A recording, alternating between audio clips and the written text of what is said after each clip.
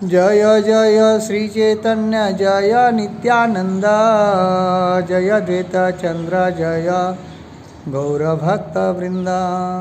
जय जय श्री चैतन्य जय नित्यानंद जय द्वैत चंद्र जय गौरभक्तवृंद। हरे कृष्णा कृष्णा कृष्णा हरे हरे, हरे राम राम राम हरे हरे। हरे कृष्णा। तो आप सभी भक्तों को अवधूत आचार्य गोसाई के आविर्भाव दिवस पर बहुत बहुत हार्दिक बधाई हो।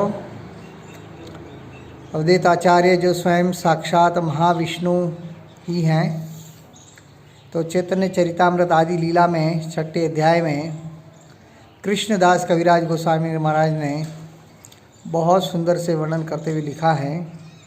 अद्वैतर गोचाई महिमा अपार, याहर हुंकारे केला चैतन्य अवतार। अद्वैत आचार्य ने जब हुंकार भरी हैं तो उनकी हुंकार के कारण ही इस पृथ्वी पर भगवान कृष्ण श्री चैतन्य महाप्रभु के रूप में प्रकट हुए हैं। तो ऐसे श्री अद्वैत आचार्य गोसाई महिमा अपार, ऐसे अद्वैत आचार्य की महिमा अत्यंत अपार है, क्योंकि उनका चैतन्य महाप्रभु के संकीर्तन आंदोलन में सबसे बड़ा रोल है। अगर अद्वैत आचार्य जी ने अपने शालिग्राम शिला पर तुलसी दल और गंगा जल अर्पित करके we want Krishna we want Krishna we want Krishna, आज गुरु महाराज बता रहे थे कि हमें कृष्ण चाहिए कृष्ण चाहिए, तो ऐसी हुंकार अगर नहीं भरी होती तो आज भगवान कृष्ण चैतन्य महाप्रभु की अहेतु कृपा हमको प्राप्त नहीं होती। तो स्वयं चैतन्य महाप्रभु कहते हैं कि इस अवधूत आचार्य के कारण ही मुझे इस धराधरती पर प्रकट होना पड़ा। संकीर्तनेक प्रचारिया सब जगत तारिला, अद्वैत प्रसादे लोक प्रेम धन पाइला। तो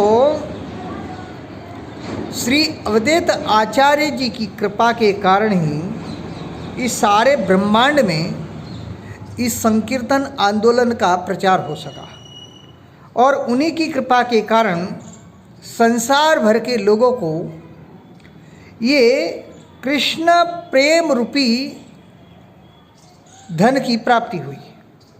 अगर अद्वैत आचार्य ये कृपा नहीं करते तो इस ब्रह्मांड भर का उद्धार नहीं होता।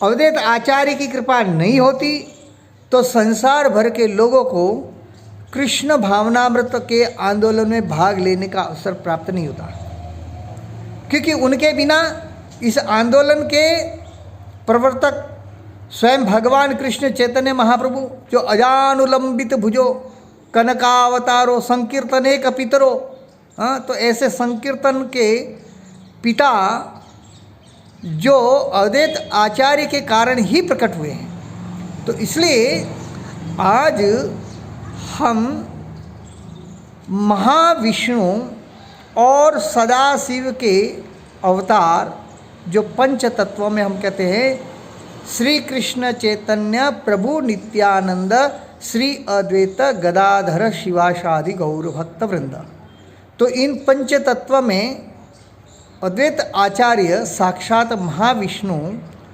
और सदाशिव के अवतार हैं। तो इसलिए अद्वैत आचार्य की महिमा को कितना भी गाया जाए उतना ही कम है, क्योंकि कृष्णदास कविराज गोस्वामी कहते हैं अद्वैत महिमा अनंत के पारे कहिते, से ही लिखी यदि सुनी महाजन यईते। कृष्णदास कविराज गोस्वामी कहते हैं कि अवधूत आचार्य की असीम महिमा का वर्णन भला कौन कर सकता है, तो फिर मैं भला या उनकी महिमा को कितना लिख सकता हूँ या कितना गा सकता हूँ। इसलिए अवधूत आचार्य के चरण कमलों पर करोड़ों करोड़ों बार मैं नमस्कार करता हूँ और कृपा करके मेरे किसी प्रकार के अपराध को आप न माने। आचार्य चरणे मोरे कोटि नमस्कार, देखे किछु अपराध न लबे आमान। तुम्हारा महिमा कोटि समुद्र अगाध, ताहर ऐता कही यही बड़ अपराध। तो आपकी जो महिमा है वो करोड़ों करोड़ों समुद्रों के समान है, जिसको मापना या उसका माप तोल करना तो एक बहुत बड़ा अपराध हो सकता है। तो इसलिए कहते हैं जय जय श्री अद्वैत आचार्य, जय जय श्री चैतन्य नित्यानंद आर्य, जय जय श्री अद्वैत आचार्य, जय जय श्री चैतन्य नित्यानंद आर्य। तो अद्वैत आचार्य की जय हो, चैतन्य महाप्रभु की जय हो, श्रेष्ठ नित्यानंद प्रभु की जय हो।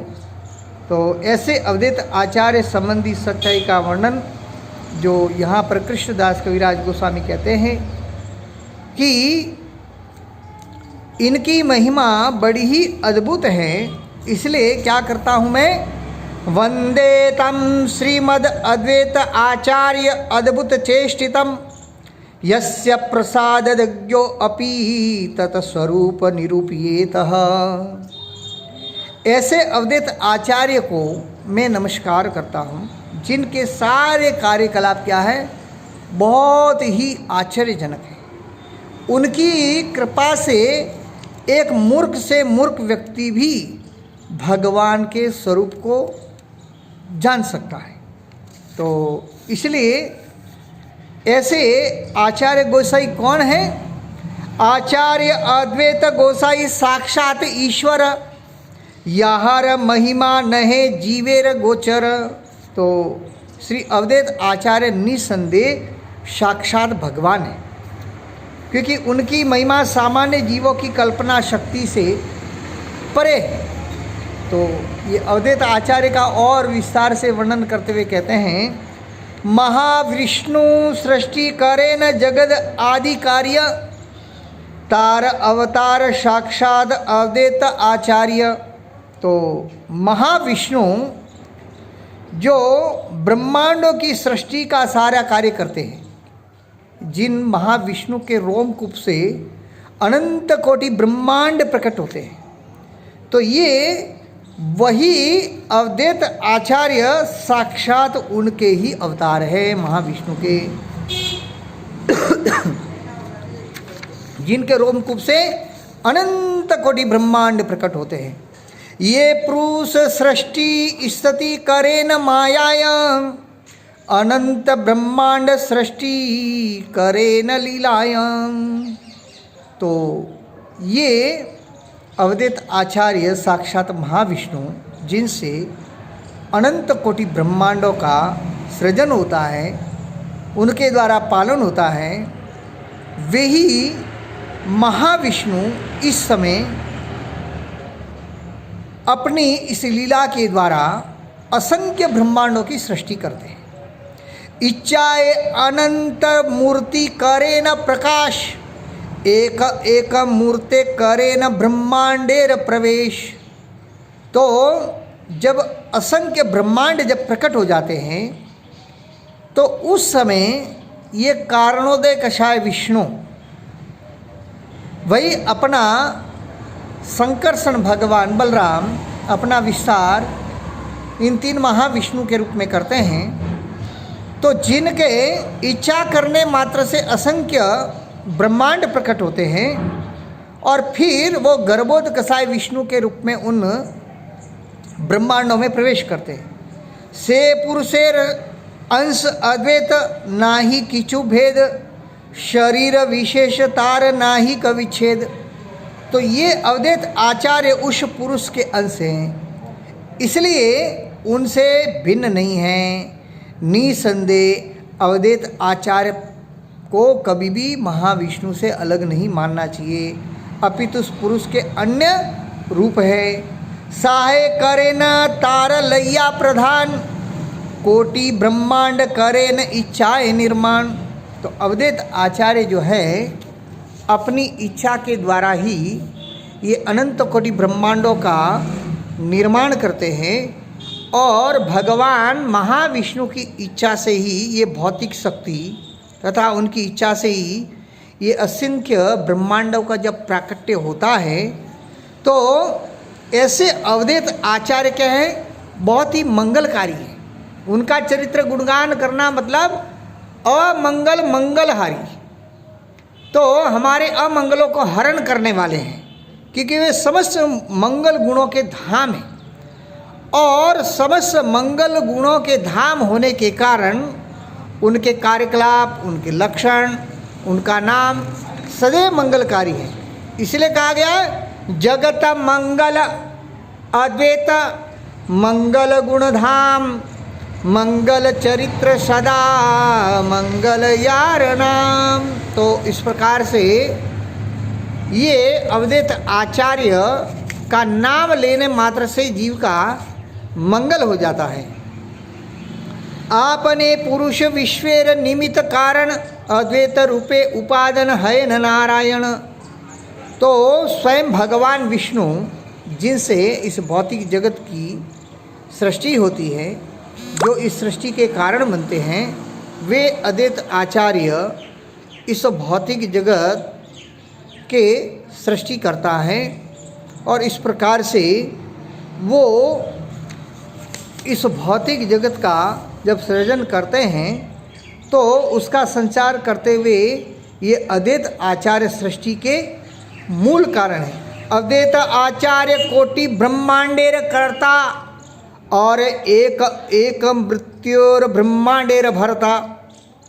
ऐसे श्री अवधूत आचार्य जो कोटि कोटि ब्रह्मांडों के सृष्टा हैं, अपने अंश यानी गर्भोध कसाय विष्णु के द्वारा वे प्रत्येक ब्रह्मांड का पालन करते हैं। सेई नारायणेर मुख्य अंग अद्वैत, अंग शब्दे अंश करी कहे भागवत। तो अवधूत आचार्य नारायण के मुख्य अंग है, तो श्रीमद् भागवत में अंग को ही भगवान का अंश कहा गया है। तो इसलिए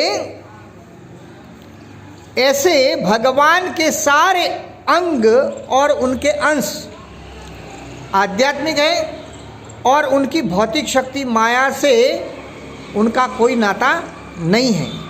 तो महाविष्णु अंश अद्वैत गुण धाम, ईश्वर अभेद तेई अद्वैत पूर्ण नाम। तो कहते हैं कि जो समस्त गुणों के आगार हैं, वे श्री अवधूत आचार्य ही महाविष्णु के प्रमुख अंग हैं, और उनका पूरा नाम श्री अद्वैत इसलिए है क्योंकि वो भगवान से अभिन्न है। वे समस्त प्रकार से भगवान से अभिन्न है। तो इस प्रकार से ब्रह्मांडों की जब रचना होती है, तो उस समय भक्ति पत्र का सूत्रपात करने के लिए अवधूत आचार्य का प्राकट्य होता है, और इस प्रकार से कृष्ण भक्ति का उपहार दे करके जीवों का उद्धार करने के लिए, भक्ति का प्रकाश करने के लिए वो भगवत गीता और भागवतम की मधुर व्याख्या करते हैं। भक्ति उपदेश बिनु तार नहीं कार्य, अतएव नाम हेला अद्वैत आचार्य। तो उनके पास भक्ति की शिक्षा देने के अलावा और दूसरा कोई कार्य नहीं है, इसलिए उनका नाम अद्वैत आचार्य है, जो भगवान से अभिन्न है और एक आचार्य के रूप में प्रकट हुए। तो भक्ति की शिक्षा उपदेश कौन प्रदान कर सकता है? कोई आचार्य ही प्रदान कर सकता है। तो इस समय भगवान महाविष्णु स्वयं एक आचार्य की भूमिका निभा रहे, अद्वैत आचार्य। वैष्णवेर गुरु तेहो जगतेर आर्य, दुई नाम मिले हेल अद्वैत आचार्य। तो इस प्रकार से अद्वैत आचार्य क्या है? समस्त वैष्णव भक्तों के मूल गुरु हैं और संसार के सबसे आदरणीय व्यक्ति हैं। और इन दोनों नामों के जुड़ने से ही उनका नाम अद्वैत आचार्य हुआ, जो भगवान से अभिन्न है और भक्ति की शिक्षा प्रदान करने के कारण वो आचार्य है। तो अद्वैत आचार्य वैष्णवों के आदि गुरु हैं, सभी वैष्णवों के परम पूजनीय हैं। सभी प्रकार के वैष्णव संप्रदाय के जितने भी भक्त हैं उन भक्तगणों और वैष्णवजनों को अद्वैत आचार्य के चरण चिन्हों पर चलना चाहिए, क्योंकि ऐसा करने से ही हमें भगवत भक्ति में प्रगति करने को मिल सकता है। कमल नयर ते हो याते अंग अंश, कमलाक्ष करी धरे नाम तव अंश। तो कमल नयन, भगवान के नयन कैसे कमल के समान है, इसलिए उनका एक नाम है कमलाक्ष। कमलाक्ष। तो ऐसे अद्वैत आचार्य जिन्होंने महाप्रभु चैतन्य को प्रकट करने के लिए क्या किया, अपने शालिग्राम शिला के ऊपर तुलसी दल और गंगा जल अर्पित किया और ऐसी हुंकार भरी कि जिसे महाप्रभु को, श्री कृष्ण को चैतन्य महाप्रभु के रूप में प्रकट होना पड़ा। याहर तुलसी जले याहर हुंकारे स्वगण सहिते चैतन्य अवतार। तो जब अद्वैत आचार्य ने इस प्रकार से भगवान कृष्ण की तुलसी दल और गंगा जल से उच्च स्वर से उनकी आराधना करके जब उनको पुकारा, विवांट कृष्णा, हाँ, तो चैतन्य महाप्रभु ने पार्षदों सहित पृथ्वी पर प्रकट हो गए। क्योंकि उस समय कलयुग के प्रभाव के कारण कलयुग के जीवों की ऐसी दुर्दशा हो गई थी कि अद्वैत आचार्य ने पूरा परीक्षण किया, निरीक्षण किया, तब उन्होंने देखा कि कलयुग के जीवों का इस प्रकार से अब उद्धार होना बहुत ही मुश्किल है जब तक स्वयं भगवान प्रकट नहीं हुए। तो परित्राणाय साधुनाम विनाशाय च दुष्कृताम धर्म संस्थापनार्थाय संभवामि युगे युगे। तो ऐसे भगवान जब धर्म का हाश होता है, अधर्म बढ़ जाता है, तो ग्लानिर्भवति, जब इस प्रकार से धर्म की ग्लानि होती है तो उस धर्म का स्थापना करने के लिए भगवान को एक बार पुनः अद्वैत आचार्य ने पुकारा कि हे महाप्रभु, अब जब तक आप प्रकट नहीं होंगे, आपका प्राकट्य नहीं होगा, तब तक जीवों का उद्धार होना बहुत मुश्किल है। तो इस प्रकार से जब तुलसी दल और गंगा जल के द्वारा उच्च स्वर से उनको पुकारा तो चैतन्य महाप्रभु इस धराधरती पर प्रकट हुए हैं। तो उन्हीं की कृपा के कारण ये चैतन्य महाप्रभु का संकीर्तन आंदोलन का प्रचार हुआ, उन्हीं के द्वारा संसार का उद्धार हुआ। तो ऐसे आचार्य गोसाई की महिमा को कितना भी गाया जाए उतना कम है। फिर यहाँ कृष्णदास कविराज गोस्वामी कहते हैं कि फिर मैं शूद्र जीव उनका पार कैसे पा सकता हूँ। तो ऐसे भगवान के परम शुद्ध भक्त कृष्णदास कविराज गोस्वामी स्वयं कह रहे हैं कि ऐसे अद्वैत आचार्य के बारे में मैं कैसे वर्णन कर सकता हूँ। तो आज अद्वैत आचार्य का प्राकट्य दिवस है। तो भगवान कृष्ण चैतन्य महाप्रभु जब इस धराधरती पर प्रकट हुए तो उससे 50 वर्ष पूर्व अद्वैत आचार्य का प्राकट्य हुआ। तो इस प्रकार से हम देख सकते हैं कि अद्वैत आचार्य की महिमा बड़ी अद्भुत है। पंच तत्वों में हम लोग देखते हैं तो ऐसे पंच तत्वों में हम देख सकते हैं यहाँ पर ये अंत में जो दाढ़ी वाले जो आपको दिखाई दे रहे हैं, तो यही अवधूत आचार्य हैं। ऐसे अवधूत आचार्य की महिमा बड़ी अद्भुत है। ऐसी दिव्य महिमा को हम कितना भी गाएं, कितना भी करें उतना कम है। तो ऐसे चैतन्य महाप्रभु की अहेतु की कृपा हम सब जीवों पर हो। तो ऐसे अवधूत आचार्य ने जब इस प्रकार से देख सकते हैं, शालिग्राम शिला के ऊपर जब तुलसी दल और गंगा जल अर्पित करके जब भगवान कृष्ण को पुकारा कि हे श्याम सुंदर, अब जब तक आप प्रकट नहीं होंगे, आपकी कृपा के बगैर कलयुग के जीवों का उद्धार नहीं हो सकता। तो अवधूत आचार्य ने ऐसी हुंकार भरी कि गोलोकेर प्रेम दर हरि नाम संकीर्तन को लेकर के स्वयं भगवान कृष्ण इस धराधरती पर प्रकट हुए हैं।